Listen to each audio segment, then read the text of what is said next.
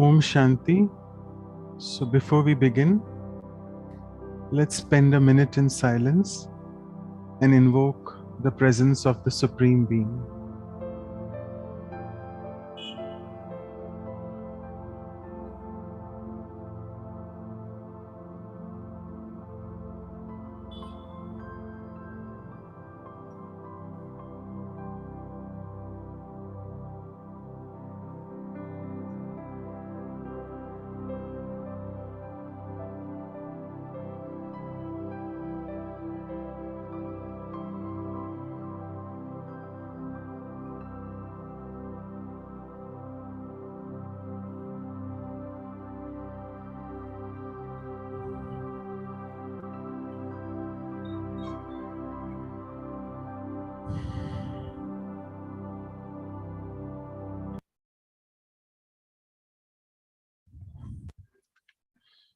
So welcome all of you to the Values for Life series special episodes, the Powers Talks. So as all of you are aware, we had started this in way back in February, and we approached the last power, though the last but not the least, I must say, the power to cooperate. And all of you know that in India, the Navratri season has already started. And in next 5 days, we'll be celebrating the Dasera, which is whereby we invoke all the special powers which we have already covered, the 7 of them. And this also is the power which is very important, needed for our interactions in life. So we have a very eloquent speaker with us today. So I would like to welcome Sister Suman, who has joined all the way from Gyan Sarovar, the Academy for a Better World. I'm sure quite a few people here have visited Gyan Sarovar and have seen or met Sister Suman as well personally. So let me say a few words about her. She has been actually in this knowledge since childhood. And at the tender age of 5 years, she came into contact with Brahma Kumaris, with her parents. And since this age of 5 years, very young age, I must say, she had this intense inclination towards spirituality and a deep desire to serve for the betterment of the society. And then after that, there has been no looking back. She was a brilliant student and a sports person in her entire school days. And she obtained her bachelor degree in electronics and communication engineering from the Bangalore University in 1992. And immediately thereafter, dedicated her life to the Brahma Kumaris for the cause of serving humanity. And she right now holds the position of being the national coordinator of the education wing of the Raj Yoga Education and Research Foundation. And also she's the trainer in value education in diploma and degree courses, which are conducted by the education wing. And all of us know Sister Suman as the very sweet, humble sister who coordinates all the programs that are held in Gyan Sarovar, not only for the Indians, but also for the foreigners who visit Gyan Sarovar every year. And as always, our tradition, I introduce with a poem and then on the power to cooperate a few lines. So today we have with us Sister Suman, who by profession is an engineer. Listening to her talks, sad and dejected souls get a chance to cheer. Engineer, cheer. Tired souls who are leading a life full of fear get a chance to connect with the Almighty Dear, and then move in the life journey like a mighty deer, the animal deer. Her presence is so magnificent, like that of a spiritual seer, with victory shining in her forehead, getting revealed as a smear. So after this, I would like to spend a few moments on covering a few lines on power to cooperate, which is today's power. So today, let's listen to her on how to develop the power to cooperate in this world otherwise where it is so difficult for people to tolerate. Let's not fight with each other, being different and disparate. and let the Almighty govern our life as we give Him the chance to moderate. We shall then be liberated from the clutches of Maya, who is indeed a pirate, eagerly waiting for a chance, thereby from the Supreme making us separate. But the Supreme Surgeon says, "Child, don't worry. I am ready to operate. Don't be so impatient and make yourself feel so desperate." So, with these few lines, I would now request Sister Claudia, who has joined us, who's the center coordinator from Vancouver, to welcome Sister Suman. Over to you. Yeah.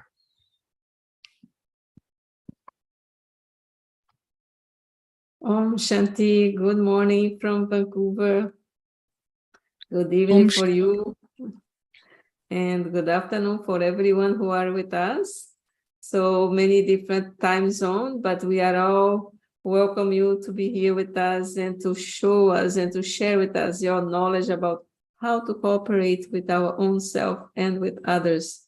So then we can have a better world and then a better being within ourselves. And that way we can share with whole humanity the cooperation of our own specialties. So I like to give a rose, and because this represents our love for you, so just please receive this love from all of us. Thank you. Thanks a lot. Received. So thank you, Claudia, sister, for the flower. And just before I give it to Sister Suman, a few housekeeping instructions. So as you can see, the interpretation icon is there in the bottom panel. You can click on the language in which you want to listen to. And she shall be speaking for around 45 to 50 minutes and then conducting the meditation the last 10 minutes after that. So over to Sister Suman. Thank you so much once again for joining. Thanks. Om Shanti. And thanks a lot, Brother Manoj, for this beautiful invitation and a beautiful poem indeed. This is the first time I was listening from you. You are a very beautiful poet. Yeah, thanks a lot for those beautiful words. And also thanks a lot, Sister Claudia, for that beautiful rose. It's such a beautiful feeling to connect to the double foreign family again now. As it is, the season is nearing and we are invoking many foreigners in Gansarovar, and Gansarovar is getting prepared. You know, we just finished the bhattis for Indians, and this is our cleaning time until double foreigners start to arrive from 5th onwards. So in a subtle way, we are invoking double foreigners to Madhuban. And also, just like Brother Manoj was mentioning, here in India, this is a festival season. This is a season of Navaratri being celebrated for 9 days. Each day, a different goddesses is being worshipped, invoked, and celebrated. And on the 10th day, that's on the 5th of October, Dasara will be celebrated, the victory of righteousness over unrighteousness, where there's a story that Ravan was killed on that day, and Sri Rama came, he again regained his kingdom. So there's a spiritual significance behind everything that we celebrate on the path of devotion. So these goddesses are they signify these 8 powers. Each power is so much necessary in our lives. You have finished, I think, 7 of those powers in this series, and today we will be looking into the power of cooperation, and this also is signified by a goddess, on the path of devotion. Yeah, when we look at the power to cooperate, I think it is the least recognized power of all of them, but it's a very most valuable of all human virtues, because in this world, we can't do anything alone. Some might boast of themselves, oh, I'm a self-made man.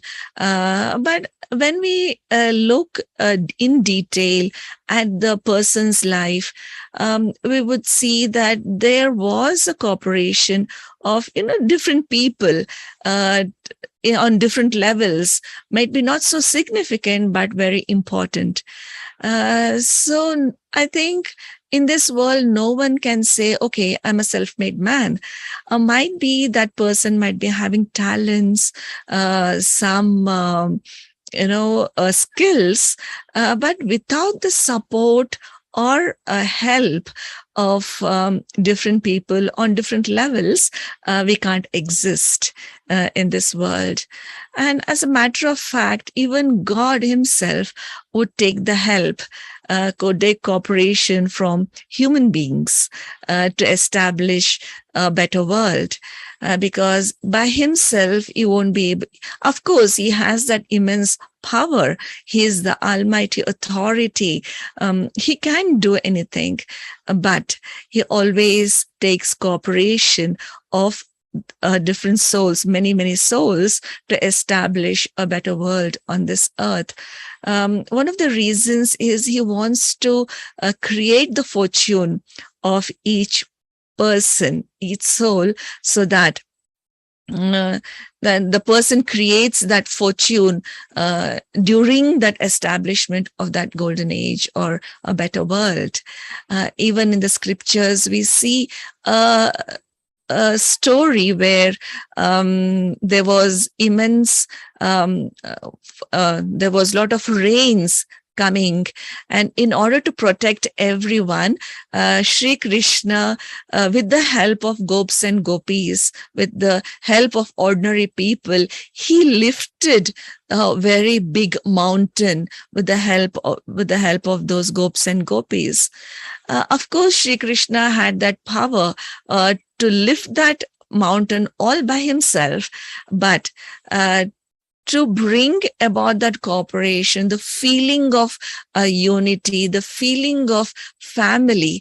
So he invited all of them, and all of them lifted that huge mountain so that they can protect themselves from that huge rain that was pouring. So in the same way, like each task is done through with the help of one another or many people. But sometimes, when we start to move along in our life, when we look at life in a form of a race, sometimes there's competition, there's a little bit of jealousy, there's a little bit of saying, okay, I want to move ahead than this person, I'm better than this person. So when this type of feeling comes, when the feeling of competition comes, it's something very unhealthy. I always look at life is like life is a peaceful coexistence of human beings, and it's not a race. There's no destination that, okay, I'm first, you are second.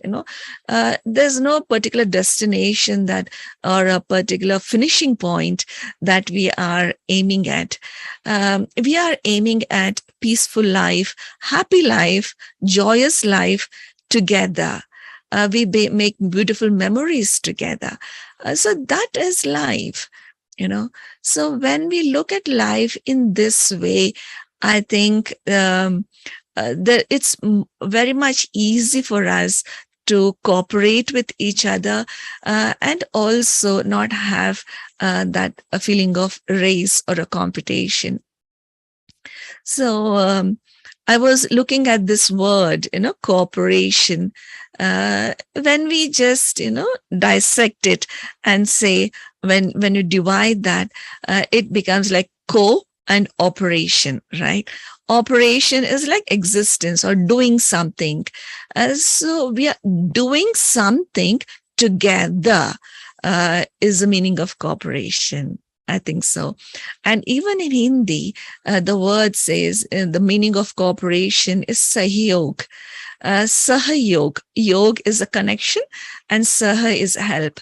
And so it's with the help of each other, we have that beautiful connection, right?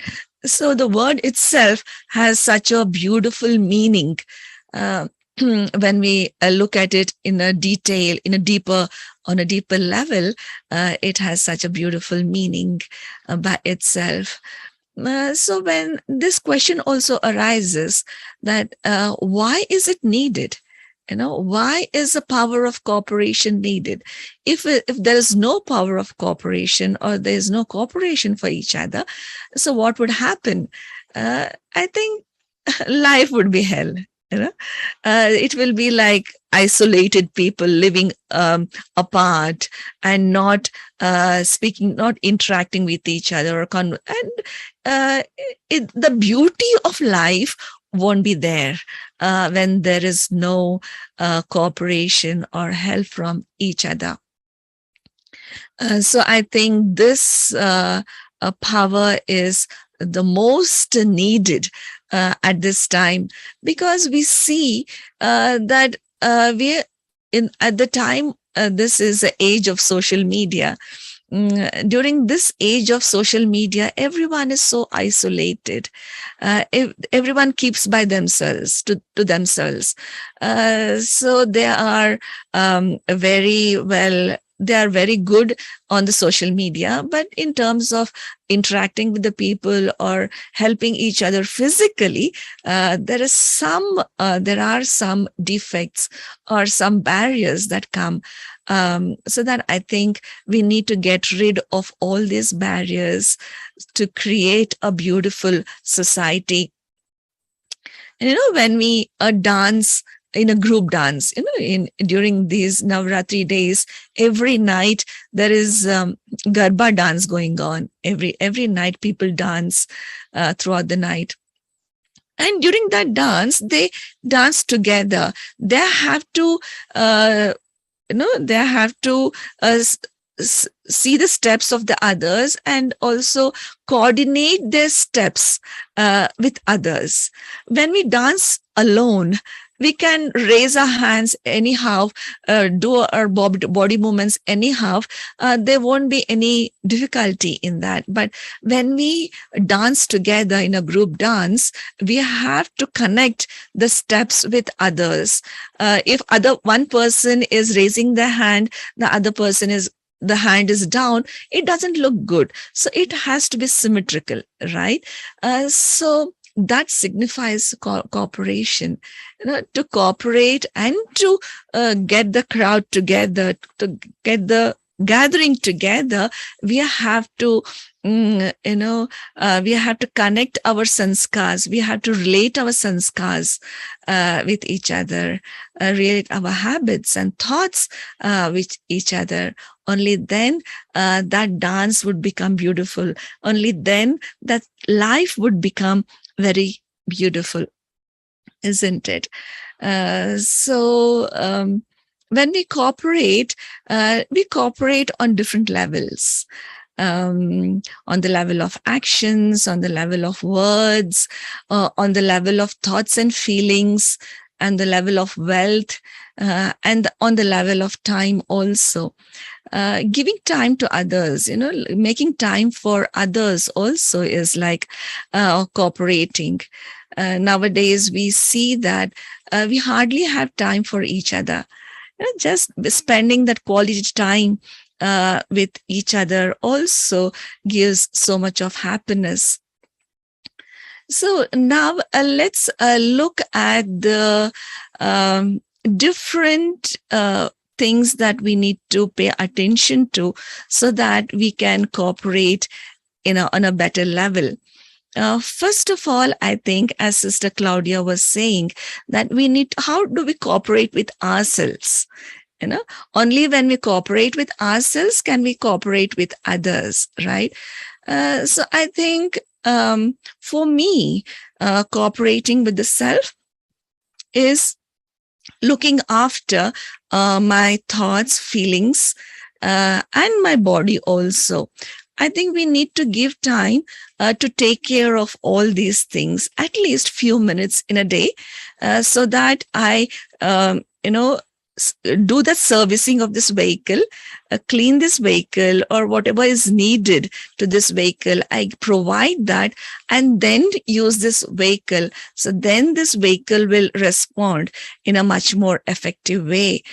So we need to give ourselves time, reflect, and look and pay attention to our thoughts, feelings, and our body also, I think. So then we are able to cooperate with others as well.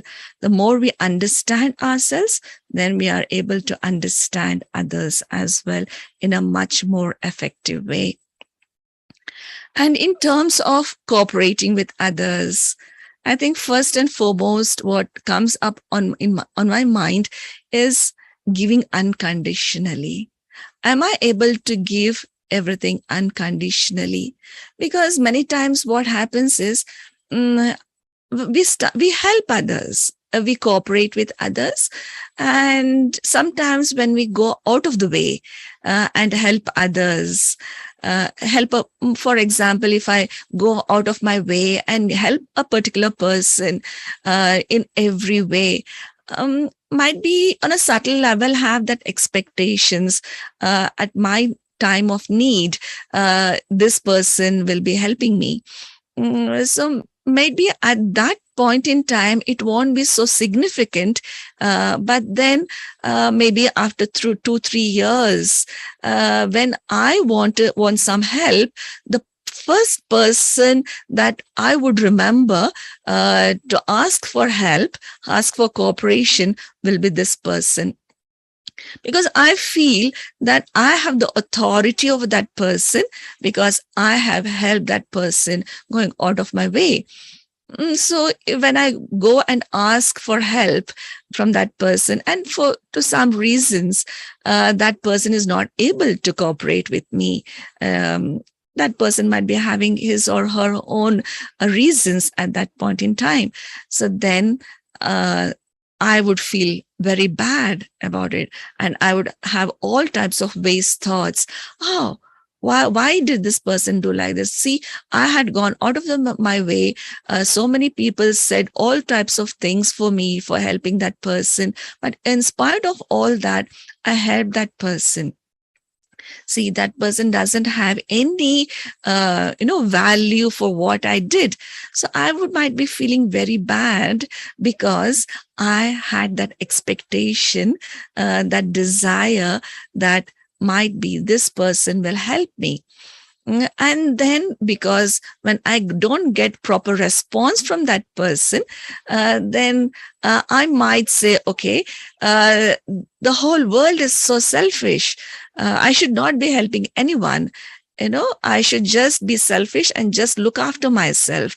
Then from that day onwards, I promise myself that I should not be helping others.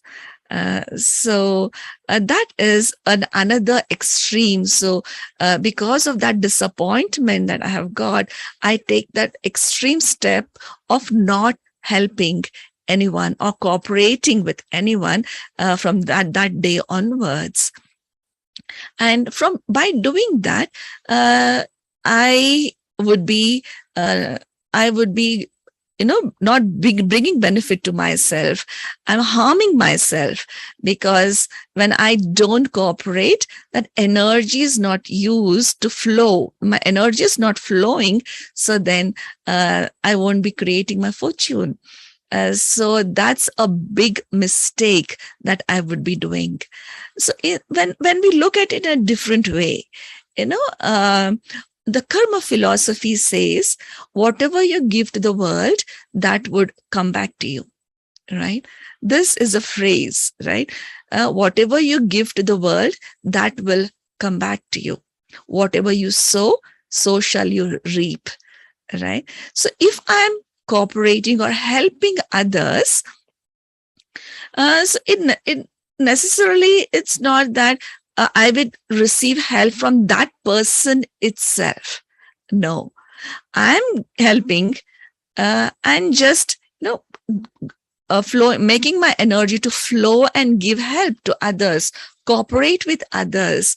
But when I need some help, there would be one or another person who definitely come up to me to help me. Not necessarily the same person to whom I have cooperated with. So it's like an ocean. So whatever I give, that comes back to me, not necessarily from the same route, but from a different route. So when I understand this concept, so then I'm so happy to just cooperate with anyone in front of me, whoever needs help, so that when I need some help, that will come back to me. So when I understand this, we are more motivated, we are enthusiastic that this, by doing this, I will receive more. Only when I give shall I receive more, right? And next thing that came upon my mind to increase the power of cooperation is, I think we need to accommodate the weaknesses and the differences of others. Because in a gathering, when we are working together, so there are sometimes there would be misunderstanding, and because of those misunderstanding, there are waste thoughts and negative energy coming up. When I was new in Panda Bhavan, I had just started to live, started my dedicated life in Panda Bhavan in Madhuban. So I was watching a senior brother there, and one younger brother came up, and he, he had a hot discussion with that person. He was very upset. The younger brother was upset with the elder brother. So he was very upset. He was, screaming. He was he was saying all sorts of things, and he went away. But this senior brother, he was very calm, very cool. He continued to do his work. So after a few days, the same younger brother came up to this elder brother and asked for a favor. It wasn't a small favor. It was a huge favor, huge help, huge cooperation that he wanted from the senior brother. Then the senior brother was, with a large heart. He said, okay, this can be done. Then I was just observing this situation. And after that younger brother left the place, I asked this elder brother, a few days ago, this person came up to you and he scolded and he had a quarrel with you. He had a fight with you. And today you are ready to help him. So that brother smiled at me and he said, I'm creating my fortune. See, this is the elevated thought that we need to create. No matter how much others do whatever they are doing, whatever they must be misbehaving with me or doing anything, but I am creating my fortune by cooperating with others, by helping others. I'm creating my fortune. So when I have this in my mind, I just ignore other person's behavior, past behaviors or past whatever has happened. Just focus on what I need to do. So then that would be a beautiful journey of life. And along with that, I think also there is an element of tolerance that is needed along with accommodation. We need to be very detached, objective, and influenced by our own innermost values and not our external circumstances and situations. Once there was, a few years ago, we were creating a beautiful video, and there was a Mahashivratri program happening all over India, and we were collecting some videos from every city, and we were creating something. And the brother who was involved with me in that team, who was to create that video, he was a little bit, challenging, because his sanskar was so tough, and he was very harsh, sometimes, because we were working day and night for a few days, and it was becoming heavy, for me. At one point in time, I thought, like, I would just quit this. I don't want to get involved with this project. This happens. I think in each of our lives, this happens. At one point in time, we just want to quit it, quit anything that we are doing, because we are facing that problem of adjusting with the people, right? So then even I had that similar thought. Let me quit. I can't take this anymore. This is too much. So the next day, that evening, I had this thought. Tomorrow, I will come up to this person and would say that I want to quit this. I'll be quitting this project. So I slept, and the next day morning, I did a morning meditation. And when I was listening to the Murli, listening to the morning versions, there was a beautiful version in that. The beautiful sentence in that version, saying that God saying that tolerate because of me, for my sake. So that really touched my heart. I need to tolerate for the sake of this project to happen. If I quit this project, might be this project will not reach its destination. People will stop doing that, working in that project. So then I had this powerful thought, okay, for the sake of this project, for the sake of God, let me stick to it. No matter how much I will have to tolerate, let me tolerate for the sake of this project. So when I stayed along and finished that project, I had beautiful experiences later on in meditation and in other ways also. So I think to hold on together, to be doing what we are doing, we need all these powers also, power to accommodate and power to tolerate. And that comes mainly when we have love. Tolerance also becomes easy when we have love for the task and love for the special role that each person is playing. That spiritual love when we have for each one, so then it becomes very easy for us to give what we have to be giving. And also love makes it easy to surrender our time, wealth, and cooperation. At the starting of the initial days of this organization, when we had to go through the beggary part, there was a time when we didn't have enough of financial support. At that time, some mothers would send 100 rupees or 200 rupees in money order and send it to Mount Abu. So it was out of their love that they used to send though that small amount of money, which was very significant at that time. Even now, when Prakashmani Dadi, the past chief of this organization, always used to love the mothers a lot.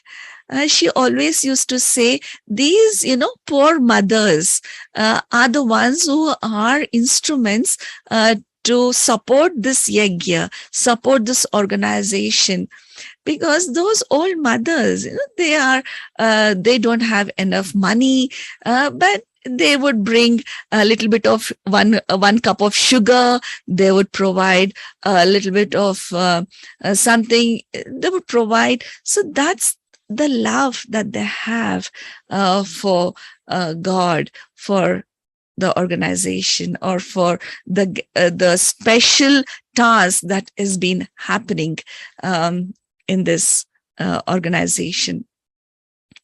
So I think, love makes it very easy for us to cooperate with others. And also there's an example of, might be you have heard of Sudama.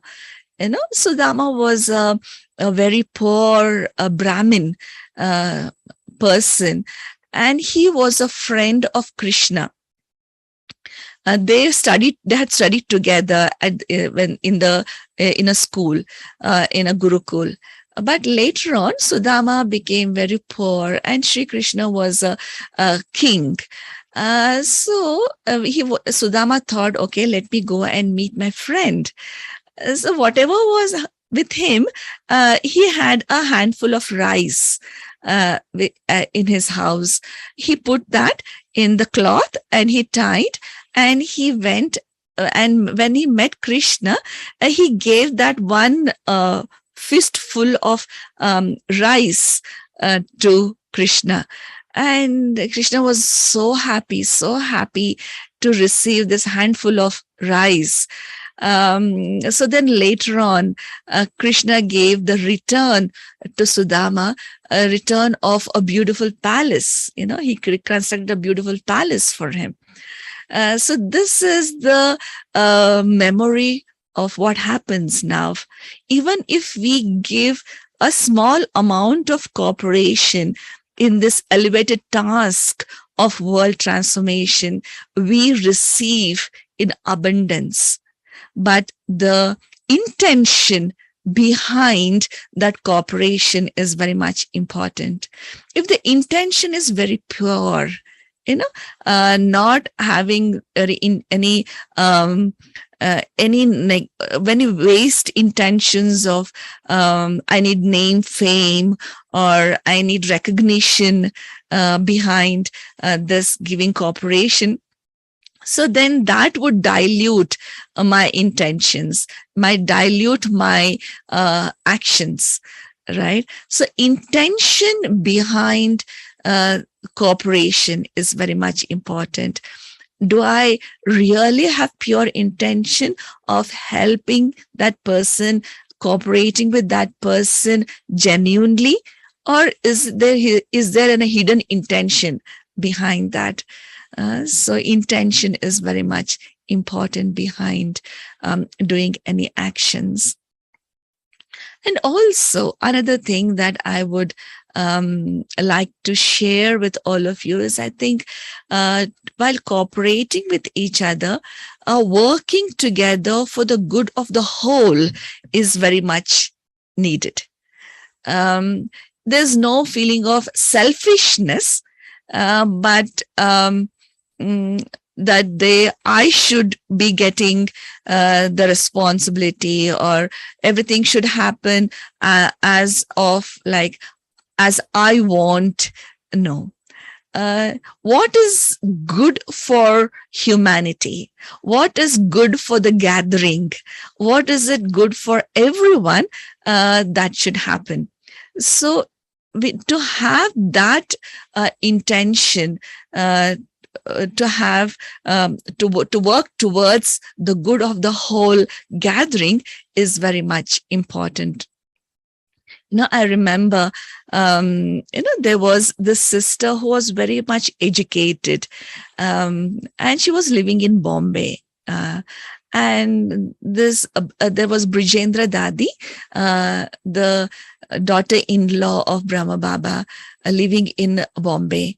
And this sister, she wanted to dedicate her life for this elevated cause in this organization. So Brijendra's Dadi said, because that center was small, then she said, your skills and your abilities won't be used at this center. So it's better that you dedicate in another center, bigger center, where your skills will be used. So this was like, having a huge heart, letting go of an educated person, educated hand, instead of asking her to live with her, she asked the sister to go to another center. So they had so much big heart. They always saw, these dadis always saw the benefit of the person, and also the benefit of the whole gathering. There was no selfishness in their actions. So I think, I think working towards the benefit of the whole gathering is very much necessary. For that, sometimes I think we need to let go of our own egos. Sometimes that ego would pop up within us and say, no, I think I want this person with me, or the things that I think or things that I plan should happen. So when I'm selfish, I won't be able to look at the benefit of the whole gathering. So then I will have to become a child. Sometimes there is a saying which usually we say that give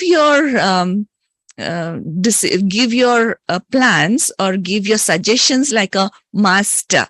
When we are in a meeting, so we give our suggestion like a master, but whatever is decided, ultimately we accept it as a child. So that is then there is benefit in the whole of benefit for everyone in that. And also, I think when this a thought of power to cooperate comes up, I always remember an angel.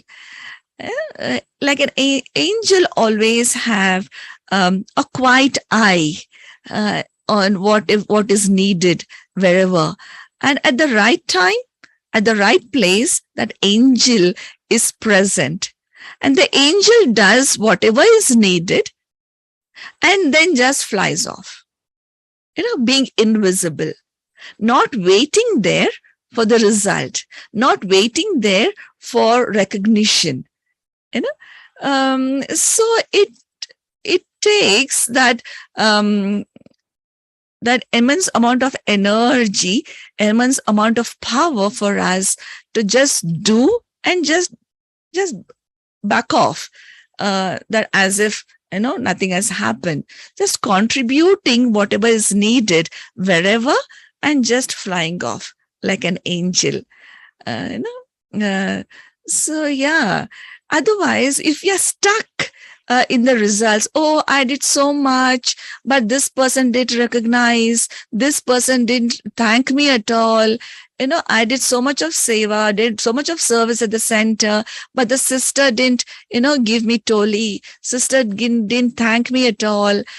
So all these small expectations also, I think we have to let go of. So only then we can be called as angels. So we can do these things when we constantly visualize ourselves to be angels. Even when we look at the Spider-Man or Superman or superheroes, what do? They just go to the place where they are needed. They do whatever they are needed and they fly off, right? So we as angels need to do and go invisible, be incognito. Because when we come into the cycle of name, fame, and all this, the ego would pop up. When the ego pops up, there's body consciousness. And there is I, mine, and I did so much, you did less, and all this, getting caught up in all these things, getting, entangled in all these wasteful thoughts. So being angels, being light, do whatever is needed and fly off. This is being easy. And also being generous. Being generous to do whatever I can be doing, not thinking of other person or how much that other person is doing, how much is that person is not doing. So I think we need to do that. And also, I think a cooperation has to be unlimited.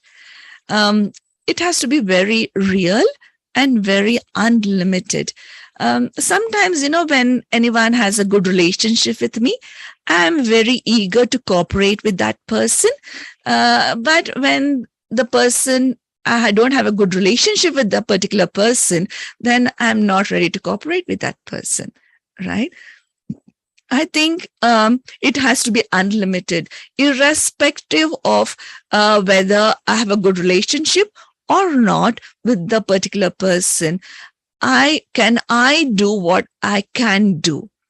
Sometimes I won't be able to do everything, but okay, whatever I can do, can I do what I can be doing?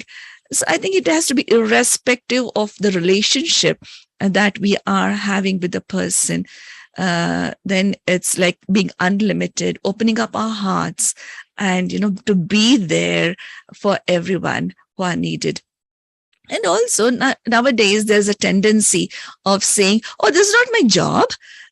This is not my service. This is not my area.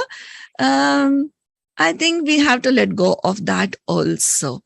Whatever comes in front of us might be, yes, there is a slight line of demarcation of what my department is and what other person's department is. But looking at the situation, if that person is not available or it is an things of urgency, so can I do it immediately? Instead of saying, oh, this is not my seva, this is not my job. So because we are becoming so compartmentalized that we want to just stick to this much, right? So we have to open up our hearts and to be available there, to do whatever is needed at the right time. Because doing the things at the right time is also very important. If the help is needed now, but I'm not doing it right now, but I'm doing it after 1 hour or after 2 days, that also doesn't give any benefit to others. So I think doing it at the right time is also very much necessary. And I think sometimes we help others, and we are very much closed when others offer help to us. And we say, oh, why to make so much of effort to teach that person? That person will make mistake, and and then I have to correct that mistake again. And we are so much closed when somebody comes to help us. So that's because we don't trust others. When we trust others, then we allow them to help us and allow them to make mistakes also. That's okay.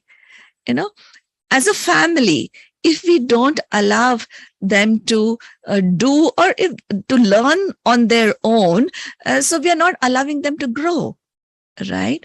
So, for example, if I'm taking care of the kitchen, somebody offers to chop vegetables. That person is learning to chop vegetables, but I can teach that person to chop vegetables, right? But instead of that, I say, okay, no need, because you don't know, then I'll do by myself. But okay, that person might be doing a little bit of mistakes or anything, but it's okay. Allowing other people to come along and help in the task, elevated task, is also needs a bigger heart, a larger heart. And the other thing that came up on my mind is like, when we cooperate, that there has to be mutual benefit. Just like a rosary, beads of the rosary. When we look at the beads of the rosary, every bead is different. They are individuals. Every bead is individual. They're not stuck with each other, but they're not apart also. They're just touching each other. And each bead is different. And this signifies the power to cooperate. Like each bead is like each soul, each person. Each person is different, has their own personality, has their own identity, right? And we are cooperating with each other. If the two beads are stuck with each other, it's like being dependent on each other. When we make others dependent on us, or we are so much dependent on others, it's not cooperation. It's not making others crippled, not empowering them, but making them crippled, making dependent on us. No. Being dependent is like two beads stuck to each other. But here we're not stuck with each other. We're just touching, but then each one has their own identity. And they're not also apart. They're not far off. Because sometimes we say, I want to be independent. But when we survive together, there's nothing like independence. Like, I want to be independent. We can't be independent. We need help. We need cooperation from others on one point or the other in our lives. So I think I always look at it as a interdependency of human beings. There's a mutual benefit, interdependency of each one. I need you and you need me. This is interdependency. But when I say I am independent, I don't need you, this is ego. And I say, oh, I don't have any energy, I need you always. That is dependency. Right? That is low self-esteem. I don't have that courage. I don't have that self-esteem. So I need you always. That I'm completely dependent on you. This is also wrong, right? Completely being independent is also wrong. Completely becoming dependent is also wrong. But we are interdependent. I need you and you need me, right? This is a mutual benefit. And this comes from a place of mutual respect. When I have self-respect and I also respect you, respect others. So there's a mutual respect for each other. So then there is mutual benefit, and then there is interdependency on each other. And also in the rosary, all the beads are threaded. They are joined with the thread. If the thread is cut, all the beads scatter, right? So this thread is like the Supreme Being. We are the children of that Supreme Being. When we look at this world as we are the children of that Supreme Energy, so then we have that mutual respect for each other. We are supporting each other, but then also not dependent on each other. So then that becomes a very beautiful setup for each other, right? And the next thing that I would like to highlight in terms of cooperation is discernment. How much to cooperate, on what level to cooperate, or if it's not the right thing, so am I able to say no to it? Sometimes for us, it's difficult to say no in spite of not being not the right thing, right? So then we end up doing wrong things and then we regret. So we need to have that clarity of whom to cooperate, how much to cooperate, and is it the right thing to cooperate in this way? So that is very much necessary, because if we don't diagnose it properly, if we don't have discernment, it's like a doctor diagnosing in a wrong way.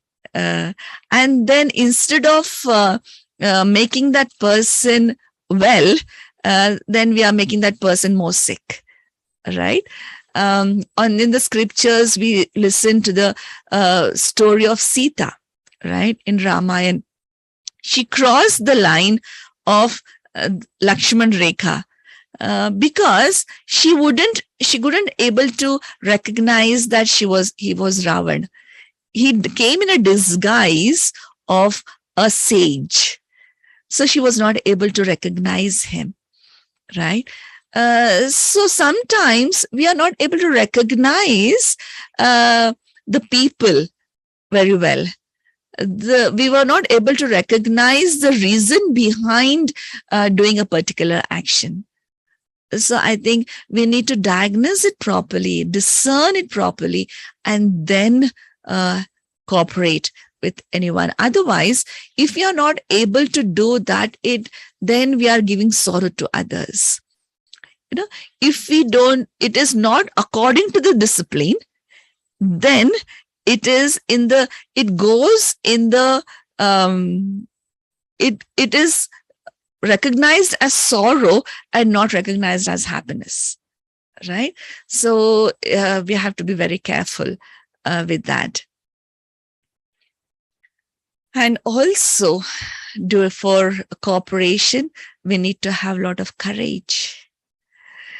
Sometimes when there is a huge responsibility coming up and any person volunteer himself or herself to take up that responsibility, and when the person is fulfilling that responsibility, there would be some insults or criticisms and saying, oh, this person didn't fulfill the responsibility properly. Some insults and criticism would come up at that point in time. We need to have courage and continue to do what is right. When I have faith in myself and faith in the task, so then I continue to do it in spite of all those negative vibrations that are coming up. I always think at the end of the day, I'm just accountable to myself and to God. I'm not accountable to anyone, right? So if my conscience is clean, if I'm doing the right thing, so then I don't have to be afraid, right? So when we are living in a gathering or, doing a task, so all these things, when they come up, we need to have that courage. Only when we have courage, we will continue to do it. Otherwise, it's so easy to give up. Okay, this is all I can handle. I want to give up. I want to stop doing it. So it's easy to give up, but to continue to do in spite of all these negative and waste vibrations coming up, so that needs courage. And that comes from the trust that I have in myself and the trust in the task that I'm doing and trust in the Supreme Being. So then I would continue to cooperate in that particular task. And also I need to have merciful vision. Whoever is insulting or whoever is defaming, instead of having negative vibrations for that person, can I have merciful vibration, merciful vision for that person? Forgiving. Oh, that soul, that person, being merciful for that, for the task that person is doing, for the negativity that person is spreading, having merciful, that person doesn't know what is doing, so having merciful for that person and just continuing to do and having those positive vibrations to those people also. Understanding and forgiving those people is very much important. And only then we can, open up all the gridlocks of non-cooperation and just progress in that beautiful task of thing. So these were the few of the thoughts that I wanted to share with all of you about power to cooperate. And also the last thing I want to cooperate and want to share with you is the real cooperation comes from the deeper space of attitude, feeling, thought, and vision. When my deeper feelings and intentions are right, so then real cooperation in terms of my actions would show up. So simply to see one's highest qualities, of others and not their weaknesses is an act of cooperation. Might be many times I won't be able to do other things, but at least I can have a look at the highest qualities of others and not the weaknesses. And that's also highest level of cooperation that I'm offering. The offering of powerful thoughts towards the success of another, or having good wishes. Let them flourish. Let them go ahead. Is also priceless cooperation that I am offering to others. Yeah, these are the different levels of cooperation that we can offer to others. Om Shanti. Om Shanti, thank you so much. It was amazing the way you tried to the three other powers which you tried to interchange with, which are needed actually, the power to accommodate, tolerate, and power to discern. So all these are like needed. And a question came to my mind, like you mentioned about the power to cooperate. There's some deity as well, some Devi. Mm-hmm. So which deity would that be? Any idea? Yeah, it's goddess of Lakshmi. Yeah. Because it's a cooperation. She signifies cooperation, goddess of Lakshmi. And also, ultimately, I was remembering, you must have heard about Dadichi Rishi, a sage in the Indian mythology. Even in our versions, many times it comes up, be like a Dadichi Rishi. That's the ultimate level of cooperation, actually. In the scripture, it's said that once demons attacked the deities. And one particular demon was so powerful that when the deities used all their weapons, but they weren't able to kill that demon because his body was so strong. All those weapons were, broken when they attacked this demon. And all the deities, they got so upset. What are we going to do? Otherwise, this demon will rule the whole world. What can we do? So then they came to know there's a particular sage called, his name was Dadichi. He had done a lot of penance. And because of that immense penance that he had done, tapasya that he had done, his bones were very strong. His bones had become very strong. So these deities said, okay, if the weapons are made up of these bones of Dadichi Rishi, then the weapons would be very strong, very powerful, and we can kill this demon from this weapon. So, but provided will Dadichi Rishi, the sage, is ready to sacrifice his life for the betterment of the whole world. Because if he gives up his life, only then they are able to use his bones to make those weapons.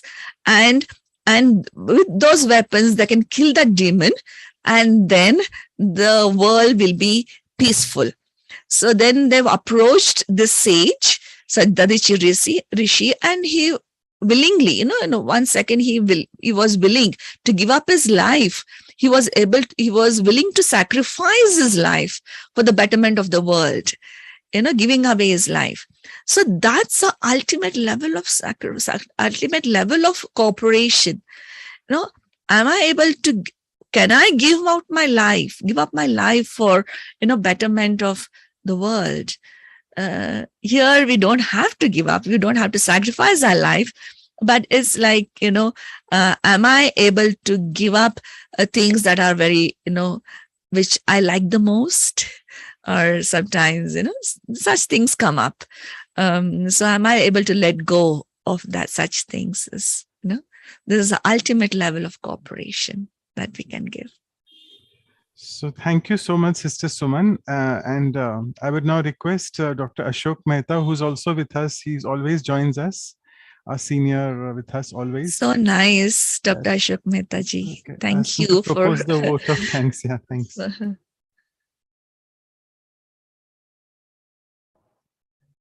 Enjoyed Suman Ben's talk immensely. I think it was like a very, very subtle, but very, very clear.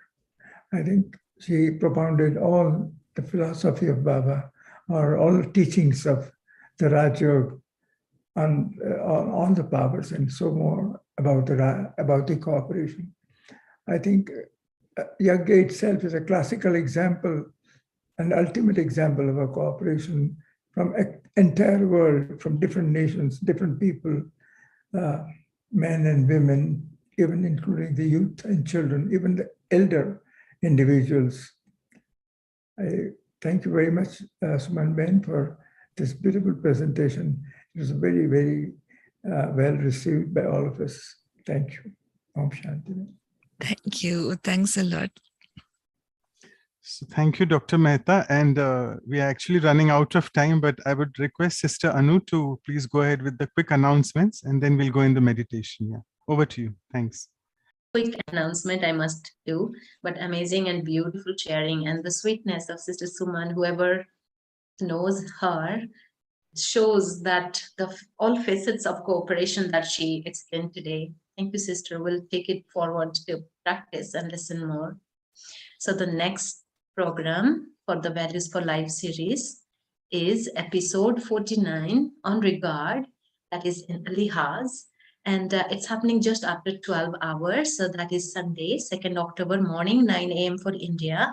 That makes it Saturday, 1st October, 8:30 p.m. for West Coast, US and Canada time. Please note, just after 12 hours. And we'll have Sister Maureen Chen from Melbourne. She is the coordinator of Brahma Kumaris in Yarra Valley Living Center near Melbourne, Australia. So join us then. And then, as we always do, after 1 week, we'll have the workshop on regard. And for that, we'll have Brother David Goodman from Scotland. So this is the experiential exercises and again, insightful talk and meditation on regard. So after a week, Saturday, 8th of October, 7:30 p.m. India time, that's 7 a.m. West Coast, US and Canada. And we must announce today our episode 50, the golden episode, is happening just after 2 weeks. That is 15th of October, Saturday. It's the golden episode, and it's our fortune to have Mohini Didi from New York. She's the additional chief administrative head and American director of Brahma Kumaris that includes North, South, and Central America and Caribbean.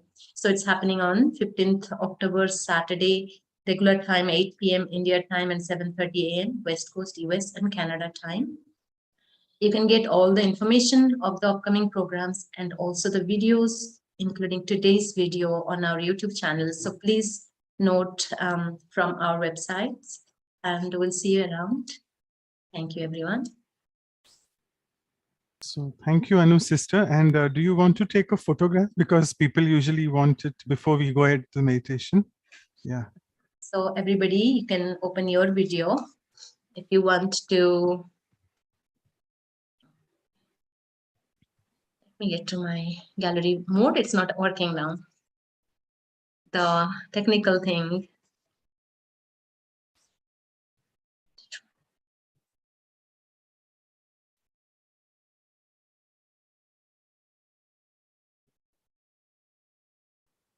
Okay, now it will work. Okay, everybody, open your video. I'll quickly take a picture with Sister Suman. That's our beautiful memorial to be with Sister Suman. I got it. Suman.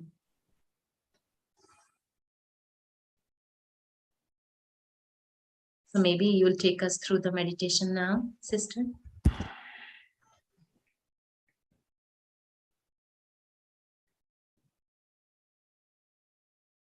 So let all of the video cameras be on and let us take powerful drishti and be in meditation with Sister Suman. So over to Sister Suman for that.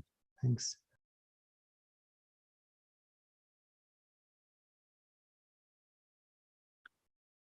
Stabilizing in my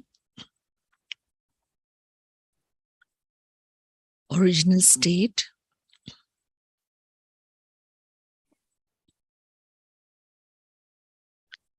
of being a conscious point of light.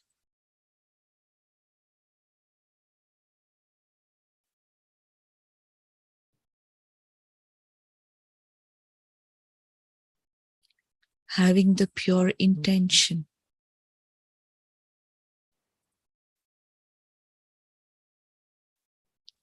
to share my treasures with the world.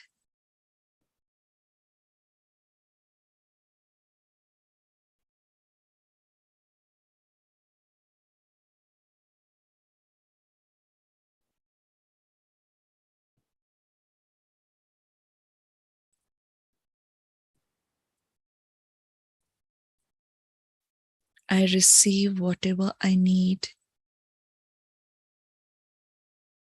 from the ocean of all treasures, the Supreme Being.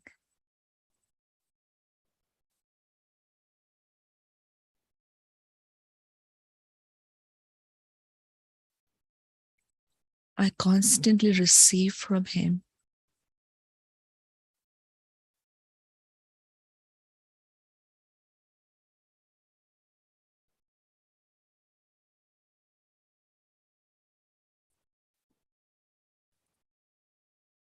and I share it with the whole world.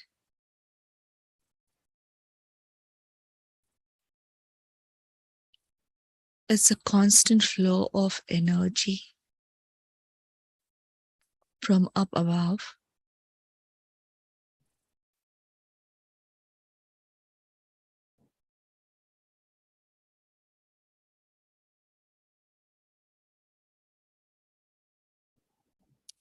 I'm receiving it, absorbing it,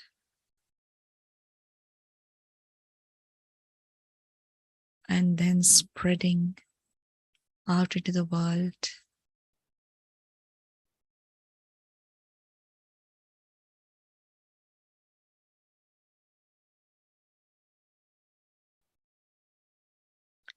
The more I share,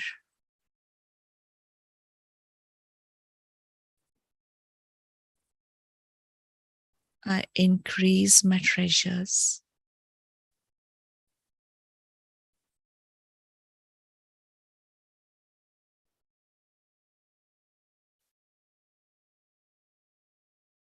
Keeping them just for myself would stagnate it. As stagnated water would become dirty easily. Flowing water is always pure. So I allow my energies to flow.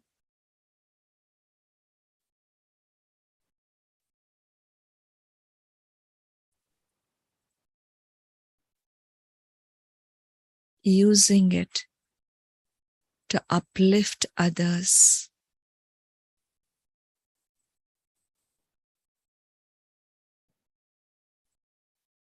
To give happiness to others.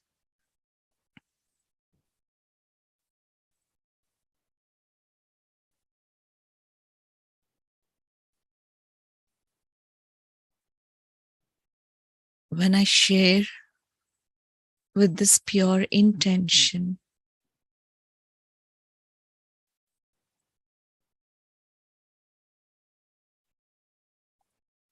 I'm giving one finger of cooperation to create a better world.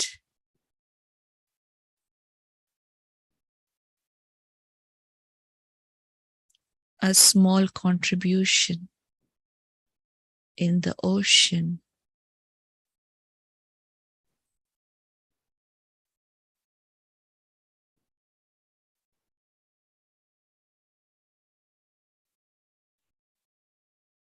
Om Shanti.